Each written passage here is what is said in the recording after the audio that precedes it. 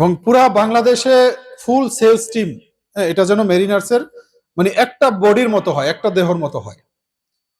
কারণ বললাম তো যে এখান থেকে টাকা নিয়ে চলা আমাদের কোনো ডিরেক্টরের দরকার নেই। আমরা চাই একটা প্ল্যাটফর্ম হোক। আমি প্রশংসা করব যে ওই স্পেসিফিক জায়গাটায় ও অনেক ভালো করতেছে, এই কারণে ওই জায়গাটা আমাদের কোম্পানি আর অনেক দূর আগে যাবে। তো এই জন্য এই ধরনের মিথ্যা প্রশংসা, এই ধরনের তেলবাজি, এই জিনিসগুলা বেসিক্যালি আমিও পছন্দ করি, আমাদের ম্যানেজমেন্টের কেউ এগুলো পছন্দ করে না। এগুলো দরকার নাই। আপনি কাজ করেন, আমরা দেখতেছি সবকিছু। আপনি কোম্পানিটাকে আগায় নিয়ে যান, দেখবেন ইনশাল্লাহ শুধু আপনি না, আপনার দ্বারা আপনার পরিবার আরো অনেক লোকজন দেখা গেছে এখানে উপকৃত হচ্ছে। কারণ এখানে যে কোনো একটা জায়গায় উইং যদি দুর্বল হয়ে যায়, তার মানে কি কোম্পানিটা ওই জায়গাটা দুর্বল। আমরা তো হিসাব করব, পুরো নেট প্রফিটটা হিসাব করব। যখন দেখবো যে না কোম্পানিটা হেলদি, তখন আমরা চিন্তা করবো যে না সেকেন্ড আর একটা প্রজেক্ট আমরা হাত দিই। তা আলটিমেটলি এটার দ্বারা উপকার সবাই পাবে এবং সুদমুক্ত প্ল্যাটফর্ম ইনশাল্লাহ আস্তে আস্তে অনেক বড় হবে। এই যে আজকে দেখেন, আজকে আমরা যাদের পণ্য কিনতেছি, এই আমাদের টাকা দিয়েই আবার আমাদের মুসলমানদেরকে মারতেছে। আমরা ফেসবুকে সোচ্চার সবাই, কিন্তু প্র্যাকটিক্যালি আমরা কিছু করতেছি না। তো এই জন্য এই যে একটা প্ল্যাটফর্ম দাঁড়াইছে আলহামদুলিল্লাহ, এখানে ম্যানেজমেন্টের প্রত্যেকটা মানুষ এরকম যে কখনোই বলবে না যে আমার ব্যাংক থেকে এই টাকাটা রেখে কিছু সুদ দরকার, বা আইডেল কিছু টাকা পড়ে রয়েছে সুদ দরকার সেটা থেকে, অথবা ব্যাংক থেকে বড় একটা অ্যামাউন্ট নিয়ে এসে আমরা সুদের সাথে জড়িত হয়ে কিছু করি। এখানে এখন পর্যন্ত এই যে 75 লোক এনলিস্টেড হয়েছে, আমরা 200 লোক নিব ইনশাল্লাহ। এর মধ্যে একজনও নাই যারা এরকম করবেন। এবং আমাদের সাথে একজন নন মুসলিম আছে, ইনি পর্যন্ত বলতেছে যে না স্যার, এই সুদ নেওয়া যাবে না। এমনকি আমাদের সাথে জাকাতও দেয়। তো এই জন্য এই যে ইসলামের কত সুন্দর সুন্দর দিকগুলা, এই জিনিসগুলো আমাদেরকে সামনে এসে তুলে ধরতে হবে মানুষের সামনে। শুধু ওই মসজিদে গেলাম, নামাজ পড়লাম, মাদ্রাসায় গেলাম, করলাম, এইগুলোর মধ্যে ইসলাম সীমাবদ্ধ না। আমাদেরকে সমস্ত সেক্টরে আমাদেরকে বিচরণ করতে হবে, আমাদেরকে সেখানে ঢুকতে হবে। আমরা কেন যাই না? কারণ আমরা একদম সহজটাকে বেছে নিচ্ছি। ঘরের মধ্যে বসে বসে নামাজ পড়লে, ওখানে গিয়ে তেলাওয়াত করলে, চুপচাপ নিজের মতো জীবনযাপন কাটাই দিলে, কই এখান থেকে ঝামেলা কম। কি দরকার পুলিশে ঝামেলায় যাওয়া, কি দরকার এগুলা করা? যখনই আমরা এই ঝামেলা এড়াইয়া চলি, তখন ঝামেলা আইসা আমাদের ঘরের উপরে পড়ে। এবং ওই ঝামেলাকে দূর করার জন্য তখন আমরা এমন একজনের কাছে যাই যে নিজেই ঝামেলার স্রষ্টা, তার কাছে গিয়ে রিকোয়েস্ট করি আমার ঝামেলা দূর করে দেন। একটা হাস্যকর ব্যাপার।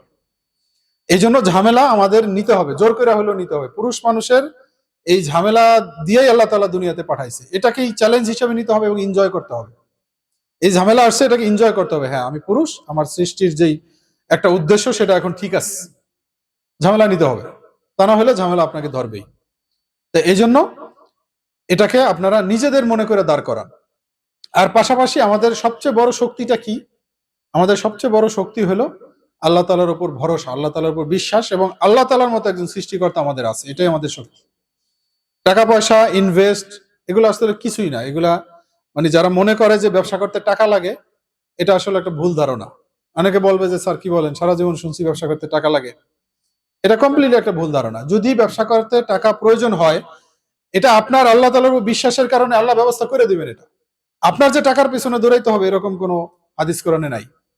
আমাদের নবীজির টাকার প্রয়োজন হয়েছে, ওই যে খাদিজা রাদিয়াল্লাহু তাআলা আনহাকে দিয়ে দিস, তার টাকা এখানে ব্যবহার হয়েছে। ওই খাদিজা রাদিয়াল্লাহু টাকা কি নবীজি নিজে উপার্জন করছেন? করেন নাই। কিন্তু তার এই টাকাটা আল্লাহ তাআলা নবীজিকে দিয়ে দিচ্ছেন। এখন আপনি আমি যখন আল্লাহ তাআলার উপর ভরসা করে এই কাজে নামবো এবং একমাত্র আল্লাহর জন্য করতেছি, এই মোটিভেশন থাকবে, ইখলাস থাকবে, তাহলে দেখবেন এরকম শত শত আল্লাহর বান্দা আপনার আমার খেদমতে আল্লাহ তাআলা লাগাই দিচ্ছে। অনেকে বলে স্যার আপনি এগুলো করতেছেন, যদি আপনার কিছু হয়ে যায়, এগুলো কমপ্লিটলি শিরকি কথা। আল্লাহ তাআলা যদি এই কোম্পানি কবুল করেন, তাহলে আমার মতো শামীম আরো 50টা আল্লাহ তৈরি করতে পারেন। এই কোনো কিছুর উপর নির্ভরশীল না। এক নম্বর হলো কবুলিয়াত, আল্লাহ এই কোম্পানিটাকে কবুল করছে কিনা, এটা হলো কথা। যদি কবুল করে তাহলে আমিও কিছু না, কেউ কিছু না। আমার দেখতে হবে তখন যে আমি এই যে আল্লাহ তাআলা জিনিসটা কবুল করলেন, এটার সাথে নিজেকে নিয়োজিত করে আমি নিজেকে আল্লাহর কাছে কবুল করাতে পারতেছি কিনা, এটা দেখতে হবে আমাদেরকে। এজন্য আমাদের মূল শক্তি হলো আল্লাহ তাআলার উপর ভরসা। আরেকটা জিনিস হলো ভালো ধারণা, সুধারণা। হ্যাঁ, এই জিনিসটার প্রচন্ড শক্তি। আপনি যখন আল্লাহ তাআলার উপর ভরসা করবেন কিন্তু ভিতরে সংশয় থাকবে, ধারণা ভালো থাকবে না, তাহলে ভালো রেজাল্ট পাবেন না। আমরা অনেক সময় দেখা গেছে মুখে বলি, কিন্তু ধারণার লাইনে আমরা খারাপ ধারণা করি। যেমন সোহেল একটু আগে বলতেছিল যে এই যে যারা নেগেটিভ ছড়ায়, হ্যাঁ, তারা কিন্তু বেসিক্যালি কোম্পানির কোনো অ্যাসেট না। ও ধরেন 2 লাখ বিক্রি করছে কিন্তু নেগেটিভ ছড়াইতেছে, ওকে সাথে সাথে আউট করে দেন। 1 লাখ বিক্রি করছে, ও পজিটিভ বলতেছে কোম্পানির নামে, ওকে রাখেন, দেখবেন আজ থেকে 3 মাস পরে ওর থেকে আপনি ভালো কিছু পাবেন। যে নেগেটিভ ছড়াইতেছে, কোম্পানিতে থাকতেছে, কোম্পানির করতেছে, পাশাপাশি আরেক চাকরি খুঁজতেছে, খোঁজার আগ পর্যন্ত সে নেগেটিভ ছড়াইতেছে, এগুলো হলো কোম্পানির পয়জন। এরকম যদি পান, ফাইন্ড আউট করে মানে ধরে ধরে ওই জায়গাগুলোকে ক্লিয়ার করবে। ওখানে যদি ভর্তুকি দেওয়া লাগে আমরা ভর্তুকি দিব, কিন্তু এই ধরনের লোককে আমরা চাই না কোম্পানিতে। কোম্পানিতে যতদিন থাকবে ততদিন কোম্পানির প্রশংসা করতে হবে, কোম্পানির ব্যাপারে ভালো কিছু বলতে হবে। এই ভালো ধারণার দ্বারা মাঠে এটার প্রভাব পড়ে। এবং এই ভালো ধারণার কি শক্তি দেখেন, হযরত ইব্রাহিম আলাইহিস সালামের ঘটনা আপনারা জানেন যে ইব্রাহিম আলাইহিস সালামকে যখন আগুনে নিক্ষেপ করলেন তখন আকাশ দিয়ে উঠতেছে, একটু পরে কি আগুনে পড়বে। ওই মুহূর্তে যখন ফেরেশতা বললেন যে সাহায্য লাগবে কিনা, তখন জিজ্ঞাসা করলেন যে আল্লাহ পাঠাইছেন আপনাকে? না, আপনি যদি সাহায্য নেন তাহলে করতে পারি। তো ওই সময় তার আল্লাহর ব্যাপারে এমনই ভালো ধারণা যে পেছনের কোনো অভিজ্ঞতা নাই, পেছনে সবসময় দেখছে যে আগুনে পড়লে মানুষ পুড়ে যায়, সবাই এটাই দেখছে, সেটা কিন্তু তার মাথার মধ্যে আছে। তারপর একবারও ভাবেন নাই যে আমি পুড়ে যাব, এটাও ভাবেন নাই। কি বলছেন, আমার জন্য আল্লাহ যথেষ্ট। এই যে আল্লাহ তাআলার উপর ভালো ধারণার কারণে ওই সময় কিন্তু হাদিস কোরআনে কোথাও দেখা যায় না যে চলন্ত অবস্থায় দাঁড়ায় 2 রাকাত নামাজ পড়ছেন, কোনো আমল করছেন, কোনো কিছু নজির নাই ওখানে, কোনো কিছু ডকুমেন্ট নাই। শুধু একটা কি, এই যে আল্লাহ তাআলার উপর ভালো ধারণা করছেন যে না আল্লাহ তাআলা আছেন আমার জন্য, আল্লাহ যথেষ্ট। আল্লাহ তাআলা কি করলেন, এই ইব্রাহিম আলাইহিস সালামকে হেফাজতের জন্য প্রকৃতির নিয়মকে চেঞ্জ করে দিলেন। এই আগুনে ফেলে দেখা গেছে আগুনের ভিতর আল্লাহ তাআলা তাকে হেফাজত করলেন। আল্লাহ চাইলে কিন্তু স্পিডটা একটু বাড়ায় দিয়ে আর একটু দূরে ফেলতে পারতেন, বা পড়তে পড়তে বৃষ্টি দিয়ে আগুন নিভাইয়া ফেলতে পারতেন। তা না, আল্লাহ তাআলা কি দেখাইলেন, যে এই যে আমার উপর ভালো ধারণার কারণে তুমি গতানুগতিক চোখ দিয়া যা দেখতেছো, এর বাইরে প্রকৃতির নিয়মকে চেঞ্জ করে দিয়ে আমি তোমার পক্ষে প্রকৃতিকে ব্যবহার করলাম। এখন এটা বলার উদ্দেশ্য কি, আপনাদের মধ্যে অনেক সময় চিন্তা আসে যে নতুন কোম্পানি হবে কিনা। কি কারণে এই চিন্তা আসলো, আপনারা দেখছেন অনেক নতুন কোম্পানি দাঁড়াইতে পারে না।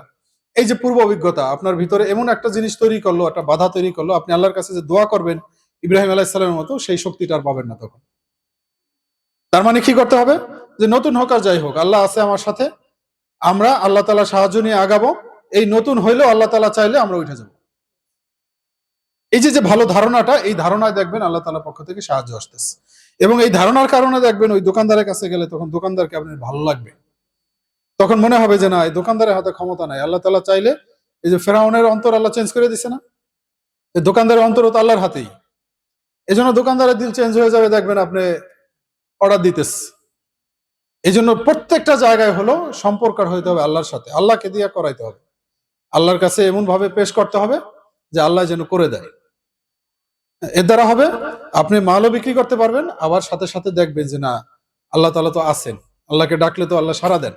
এবং এটার প্রভাব শুধু আপনার কোম্পানিতেই না, আপনার ব্যক্তিগত জীবনেও পড়বে। আপনি যখন বিপদে পড়বেন দেখবেন অটোমেটিক্যালি আল্লাহ আসতেছে সামনে।